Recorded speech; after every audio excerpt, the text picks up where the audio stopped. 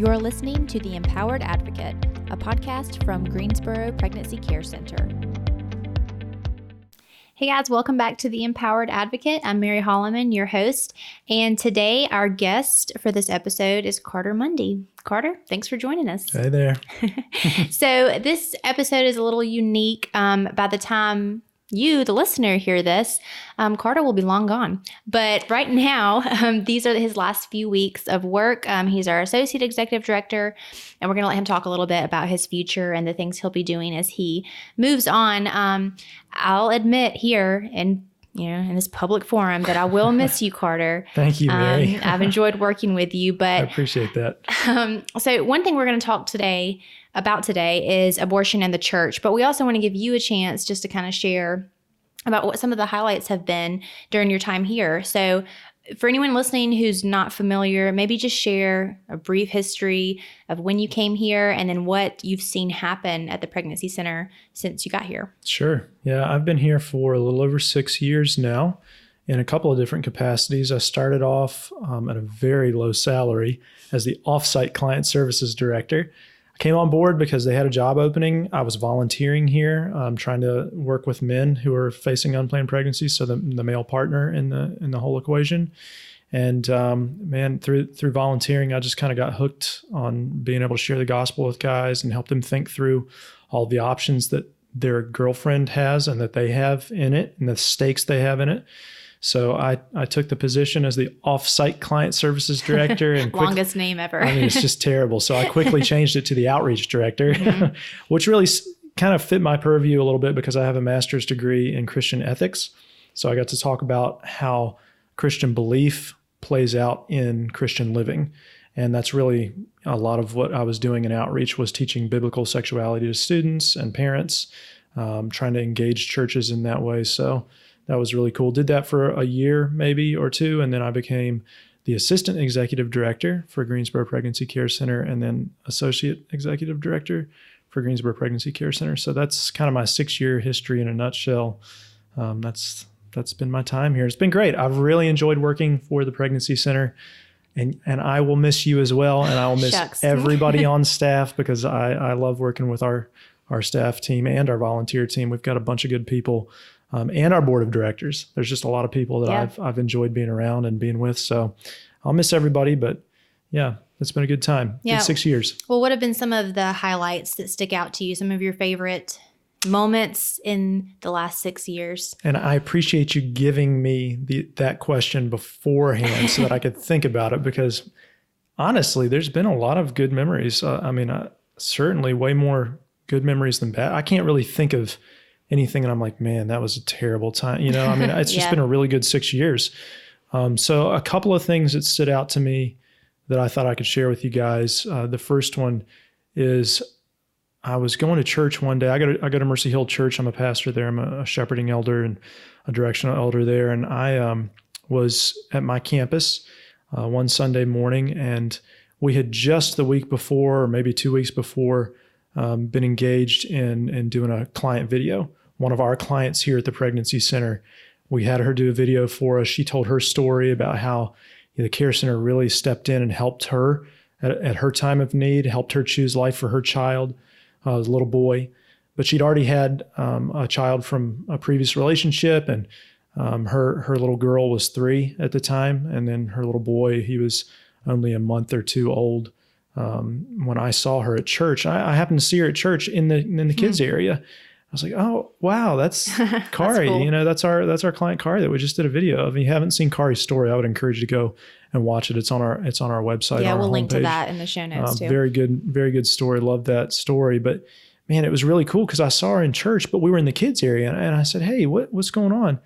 She said, oh, I'm here picking up my daughter. And I said, oh yeah, well, how old's your daughter? And she said she's 3. Well, at the time that I saw her, my little girl was 3. And so they had actually spent the morning worshiping in the same class together. And to me, that was extremely special because Kari's story was so impactful for me personally. Just to be able to see her at church, she's plugged into our local church. Her little girl is there with my little girl doing life together, basically. Yeah. However much 3-year-olds can do life together. But, Right. It's just a really neat thing. So that's always stuck in my mind as something that was very impactful for me, where I actually got to see the fruit of some of the labor of what we do here at the See it come Pregnancy full Center. circle. Mhm. Yeah, that's our goal for our clients too, is to get them involved in a local church so they have a healthy support network and all that. But that was really special. So I have that as a good memory. Another good memory that I have is when a few years ago we had a benefit dinner goal of $250,000. Had a great couple of speakers that came, the Benham brothers, David and Jason. They were great, and we ended up raising over $300,000 that night, which, that might sound on the surface like, oh yeah, you got to toot your own horn. You just raised a bunch of money, but it's really not about the money. It was more about how our partners got behind that. Yep. And they were so engaged in our mission. I felt like not only was our ministry really well supported by the partners, but you could tell that there was a sense of urgency there that evening. Right. And they really wanted to make an impact in our community in a very significant way. And so they gave to that end, because I say this a lot around here, especially when we do our open houses with our new volunteers. But, Jesus always taught that where your money is, there your heart will be also. And we could tell that people's hearts were all in it that night. So it was a special evening for multiple reasons, but being able to hit the goal or well exceed the goal was really neat. And I think that's good, because the church should really be engaged. Well, I remember that night feeling like it was almost a turning point. Yeah, the Pregnancy Center. Way, like you said, they were coming behind us, and it really felt like there was a sense of unity, around our purpose, which was really neat. That's good. Yeah. Those are two big memories that stuck out to me that I remember fondly. But do you have any memories that you thought of? Well, since you ask, probably. Why did I know? I would have to say, hands down, my favorite memory that involves you is, and we'll link to this in the show notes as well, because I want everyone to enjoy it. But when we did the promo video for the Skate for Life, and if you haven't seen it, I'll just describe it for you briefly. But we had this scene where a couple of our staff were talking about the Walk for Life, and then Carter, you hear flush, Carter comes out of the bathroom on rollerblades. That's what it was intended to look like anyway. Right. I didn't actually come out of the bathroom. No, it was real time. And then he fell down. But the best part was that I got to direct that, and I would say, "Can you fall again? Can you fall one more time? One more time?" I fell 6 times. Was it? I thought it was way more than that. I'm pretty sure. Well, maybe it was. You had I was sore the next day. Yeah, I had a little carpet burn. I was sore the next day. My arm and my side was sore. I enjoyed that so much. The things we do. Yeah, that's other duties as assigned. Yeah. So that was a good memory that I had. But well, tell us a little bit, or talk about what's next for you. Everyone's heard you're leaving, but what are you going to be doing? Yeah, I haven't been able to share it, but by the time this goes out, it'll have been made public at my church and everything like that. But what I'm going to be doing is going to go plant a church next year. So this time next year, I should be in Roanoke, Virginia, which is where my wife and I are from. And we're going to go back and plant a church there. So I'm ending my time here at the Pregnancy Center so that I can start a full-time residency with Mercy Hill Church. And they're going to send me out after that residency. That residency is just going to consist of some things that are going to really help equip me over the next 9 months with some trainings and some hands-on experience to make sure that I'm as prepared as I can be, and raising a team during that time. So I'll take a team of people with me out of Mercy Hill and launch the church in Roanoke as a totally separate autonomous church. And hopefully we'll be there by this time next year, and we'll be launching sometime either in the fall or maybe in January of 2021, something like that. It'll just depend on some of the circumstances, but yeah, that's the goal. That's exciting. It is. Lots of big changes. Very big changes. We're all excited. My wife is excited. I'm excited. So it'll be good. Yeah. Well, one thing that I know we hear you say all the time around here is that the church is God's plan A for changing the world. But you've spent the last 6 years here at the Pregnancy Center. So where do you think a pregnancy center fits into that idea of the church changing the world? Well, I think the Pregnancy Center is extremely important. So I just want to make sure that everybody's clear that I'm not leaving for like real ministry work, which is what I've heard some people say, or maybe some people think that way, that I'm leaving this ministry to go to real ministry or more important ministry somehow. And I really don't see it that way at all. I don't think that's a correct way to think about it. I am going to be doing something more different than what I'm doing now. Yeah. And I think obviously there's the role of the local church that's so important. But the role of the pregnancy center is really to support the local church in ministry to the community. And that's so when we say God's plan A is the local church and there's no plan B, that really means that it's up to individual Christians who make up local bodies of believers, that's their responsibility to change the world and to be on mission for God in the world. And the way they do that is through pregnancy centers, or through, the mission downtown, or through other nonprofit organizations like Hannah's Haven and other things that are around in Greensboro here in the Triad that really help Christians specialize in ministering to certain groups of people or certain demographics throughout the city. And so the pregnancy center is super important as part of supporting the church and the church being God's plan A, so that, Christians in Greensboro can really minister to people who are facing unplanned pregnancies and considering abortion, and teaching them and showing them, no, you don't have to do that. But see, that's individual Christians doing the ministering. So here at the pregnancy center, the way I describe it, especially at an open house to prospective or new volunteers, is to say, hey, don't think about how you can support the pregnancy center. And I say this to pastors a lot too. Don't think about how you can support the pregnancy center, because I don't know that that's the right way to think. I think the best way to think about this is, how can the pregnancy center support you? Because you've been commissioned by God in the Bible to be on mission for him in the world and to make disciples of all nations. So how are you going about doing that? And you should ask the question, how can the pregnancy center fit into my personal ministry plan for reaching out to my community? And that's when things really start to happen. Because we don't want people sending us money and sending us things, and even churches just sending us people and saying, okay, well, we're involved here. We're supporting you so that you can do the ministry. Right. We want people in churches to own the ministry and say, we're going to do ministry through the pregnancy center. Right. It's our ministry. We're the ones that are called by God to reach the community. Let's do that through the pregnancy center. Well, I think that fits really well with when we talk about how we're volunteer-led, staff-supported. Like, we exist to support the people who are doing the ministry. So I think that's great. Well, let me ask you this. Do you think the abortion, this is kind of a tongue-in-cheek sort of question, but do you think the abortion issue is relevant to the mission of the church? And I ask that because a lot of churches don't want to talk about abortion. And like you were just saying, it's easier to kind of trust pregnancy centers to handle that particular issue. So what should the church have to say about abortion? Church should not be involved at all. Not at just kidding. No. Wah, wah. Yeah, no, I mean, I think, I'm not sure what that stems from, other than just trying to be more politically correct or trying not to ruffle anybody's feathers, or trying to, really, it's just kind of the easy way out when pastors do that. And I feel like as a shepherding elder and as a pastor, even though I'm not on staff with my church yet, I feel like I can speak into that and just say that's wrong. If there's a church or if there's a pastor not speaking about abortion, for whatever reason it is, that's wrong, because abortion is a moral issue, especially according to the Bible. When we just read the Bible, I mean, it's very apparent that God values unborn human beings. He values humans at all stages of development, at all levels, no matter who they are, where they are, what they are, as far as whether it's a developing human or whether it's a person at the end of their life. God values all those things. And so if he values them, then the church ought to value them, right? So that means that we ought to be speaking on these issues all the time, I would think. I mean, good grief, one of the 10 commandments is don't murder. So the inverse command for that is value human life. Right. That's the positive side of that command.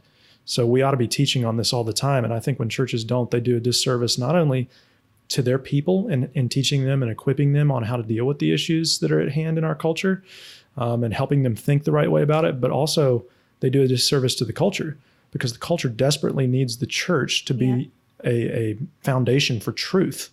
And we need to be a touchstone for them to say, okay, that's what they believe.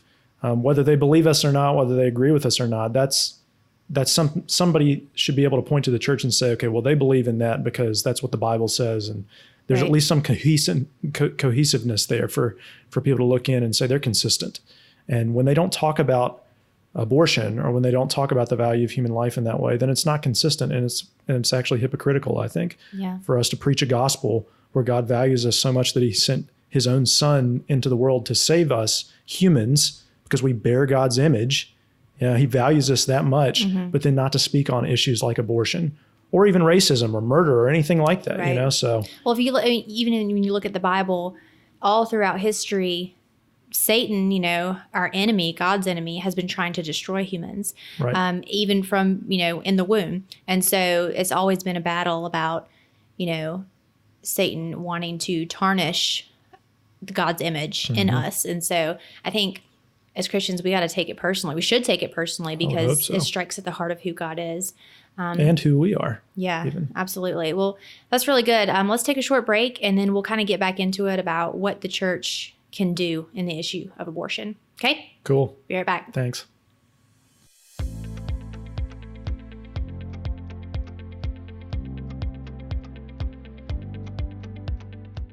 All right, guys, we're back and we're talking today with Carter Mundy, and we're going over the topic of the church and abortion and what the role of the church is on this issue. So, Carter, let's talk a little bit more about reasons why the church or people in the church, leadership in the church, may shy away from talking about abortion. You mentioned, the whole idea of being politically correct and everything that goes along with that. But what are some other reasons that you think? One of the reasons may just simply be they don't understand the need that's there.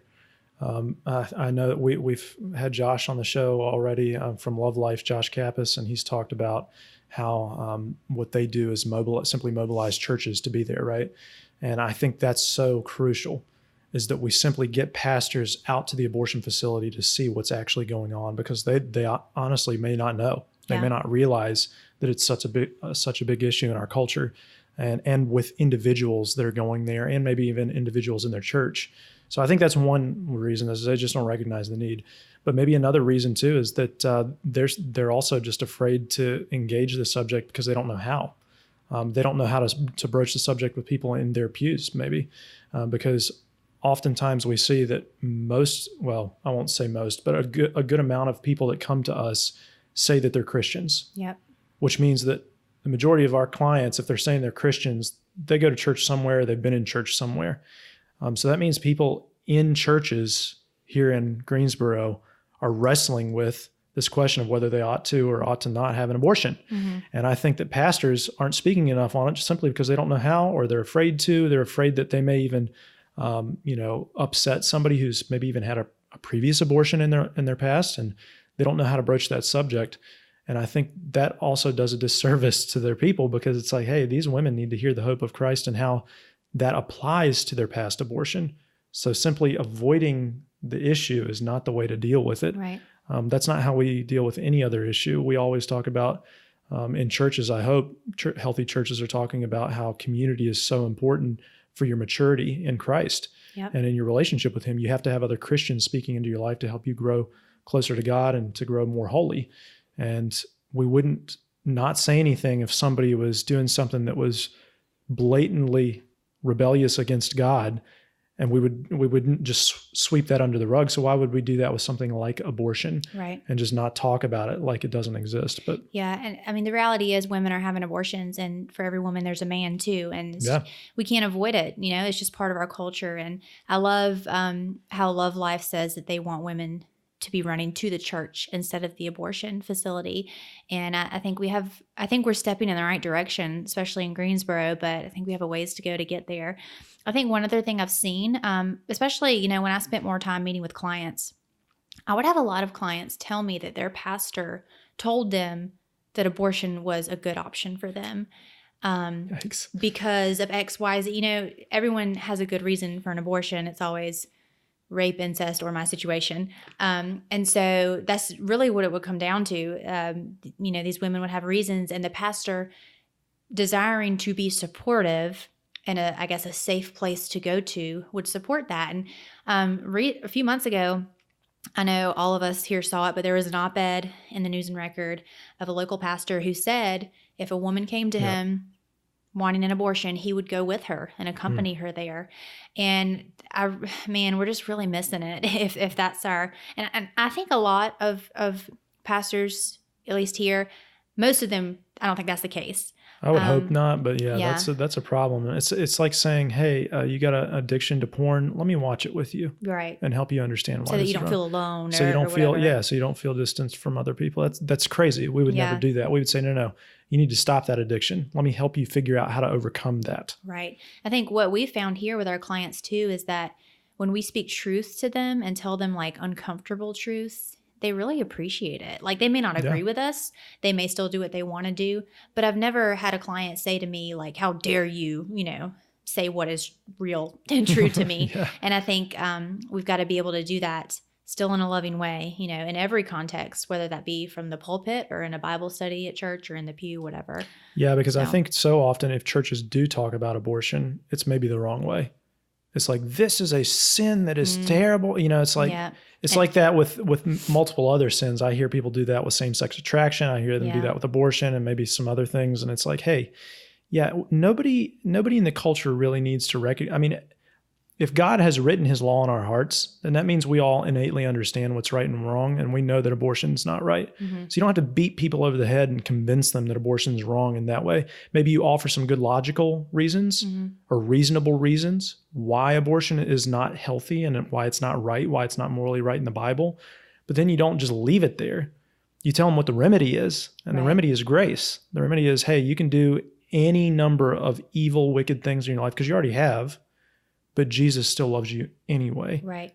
So that's what people need to hear more than anything else. It's not the condemnation part, although that's a part of the gospel. I don't want to downplay that. Right. That's part of telling them the hard truth, right? That God is not pleased by this, but there's an answer to that. Yeah. We've all sinned in some way. We've all fallen short of the glory of God, so to speak. So here's the remedy, and it's Jesus. Right. Jesus meets you where you are. Well, I think especially within the church, reminding people that this is a spiritual warfare issue, before it's a political issue, before it's a woman's rights issue, whatever, there's this spiritual warfare and really bringing it back to this has to affect our hearts because we believe in Jesus Christ, like we believe in Christ. And I think that's really what it comes down to. But what do you think that the church is doing really well in regards to this? Because I don't want us to sit here and be like, oh, this needs to change, all that churches, needs to change. Yeah, all churches are terrible. No, I think that's a fallacy that the culture pushes on us so that churches don't handle things well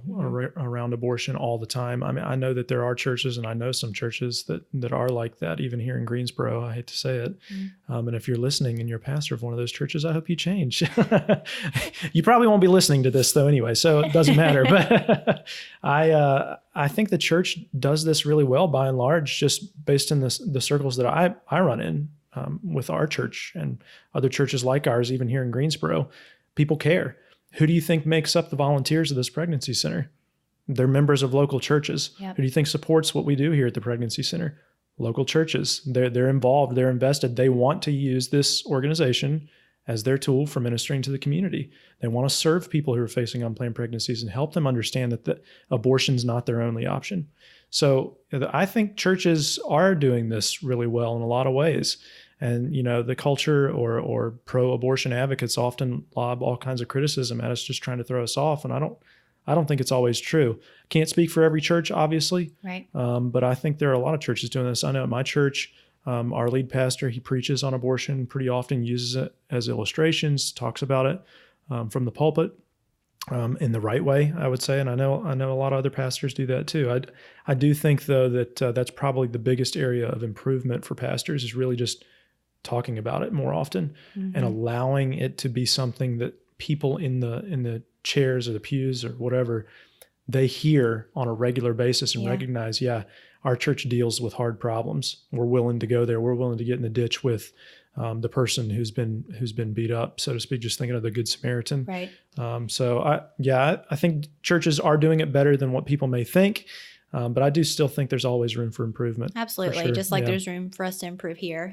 But I will say I've been so encouraged by how we've seen growth in the involvement of our churches and like our Titus II mentoring program. That's people who really want to, because I think in many ways, women and men within the church, they want to meet these needs, but they don't know how. And that goes back with what you were saying, how we're an organization that gives them a way to carry out the Great Commission in their city. And so people are mentoring other women. I know I see one woman at our church all the time who used to be a client here, and I see her son running around, and because she was mentored by a woman in our church. So That's really cool. And then I know my church and some other churches have abortion recovery ministries and have been training up women who have had abortions to minister to other women. So really cool things are happening, and it's exciting. So I've been very encouraged by that. Yeah. Well, as we wrap up, speak to the listener who has a heart for the issue of abortion, and maybe they're involved in their pregnancy center or whatever, but they really want their church to be more engaged, whether it be in the pregnancy center or just talking more about abortion. What is a practical, respectful way that they could encourage their church to do that, to be more involved? What do you think? I don't know. I think this is a very touchy subject because you're going to have to be very tactful in the way that you go about this. You don't want to be condemning to your pastor or to your leaders, because again, they may just not be aware, and maybe it just is going to take you actually talking to them and making them aware. I would invite them to Love Life. I mean, this is why we partner with these guys, because they are that first step for a lot of churches and a lot of pastors.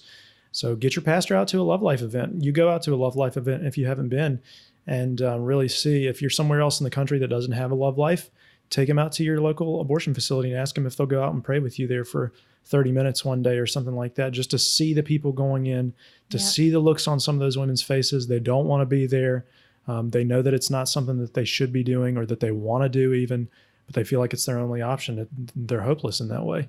And so getting your pastor out there to see that could be very impactful for him, because I've seen guys literally weep just sitting there in front of the abortion facility here in Greensboro, just watching women go in and not have any hope. So I think that's a really good way to do it. Just approach it that way. Hey, will you come out to the abortion facility with me? Another way is certainly just to pray for your pastor as well.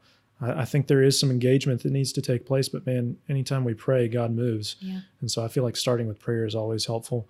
But then maybe also just having that conversation. Hey, can I talk to you about this issue that's really important to me? Here's why it's important. And then that's a good opportunity for you to invite them out to the abortion facility. So there's good tactful ways to approach it. But yeah, if you encounter your pastor that says, well, I think abortion's okay sometimes, or this is something I'm just still not willing to get into, it's like, that's the time where maybe you need to push on him a little bit with why abortion is a human rights issue, why it hurts women, why it's not a good thing according to the Bible, why God condemns, murdering innocent lives, and maybe take some scripture verses. That's when you can go back maybe for a second meeting or something like that, or second conversation, and start to push on him gently, because it might take some people a while to change. This might be something that's been ingrained in them. I don't think we ought to just give up on people. I think that's one thing that maybe we do too often, maybe as pro-life, or maybe on the other side of the aisle, we will automatically hear that somebody has a different view and say, well, okay, I can't talk to them anymore. And I don't think that's the right way to approach the issue in any setting, much less in a church setting with your pastor. Right. I think you need to go back to this over and over again. I think you need to be willing to engage this issue multiple times with people. And even though you may disagree to begin with, really just try to talk it out over time, because this is too important to just say, well, I'm done, and then turn around and walk away. Yeah. We've got to be willing to go in this the long haul, I think, with people. So yeah, and if you're listening, you're a church member and you're not sure what your church's or your pastor's views are on this topic, definitely, like Carter was saying, initiate that conversation and ask, because it's an important enough issue. Where we stand on life really a lot of the time dictates where we stand on other things and how we value life at every stage. So, but for any pastors who may be listening, just an encouragement to you. We are grateful for you and the work that you're doing in Greensboro. And I hope that any church members listening are praying for your leadership, like Carter said, and lifting them up, because being a pastor is a high calling. It's not easy, as Carter, you're going to figure out, I'm sure. So, well, like I said, I've already been a shepherding elder for about 4 or 5 years at my church, not on staff. But yeah, it is. It's tough. It's not easy. You deal with a lot of stuff in people's lives, and it's just one of those things that you're there for other people most of the time. But I think it's so important that we talk about this topic of abortion, because like you were saying earlier, so many people in church, I don't know if we gave the statistic, but 1 in 4 women is kind of the general statistic for how many women are going to have an abortion in their lifetime. That's whether you're in church or whether you're not in church. That's just across the board. And so 1 in 4 women in our congregations are going to be facing the choice to abort and probably choosing to abort. And so we need to be there to intervene, because that's what we're called to do as pastors. We intervene in, marital relationship issues. We intervene in eating disorder issues or depression issues or any number of other counseling and pastoring type of issues. We need to be engaged in the abortion issue as well. Right. I think that's a good place to end. Thanks, Carter, for your insight. And we wish you well sounds so cheesy. We will be praying for you as you're entering this new season and this new journey. You'll have a ton of prayer behind you, just from the staff, I know, but also from everyone you've impacted during your time here. So we appreciate that. Well, for those of you listening, if you haven't already, here's my regular reminder. Make sure you subscribe so you don't miss any upcoming episodes. And make sure you check the links that we provided for you, because you do need to see the video of Carter wiping out on the rollerblades. That is available to you. I don't want it to be in vain, so watch it. I might enter that into some festivals or something. I don't know. All right. Thanks, guys. We'll see you next time.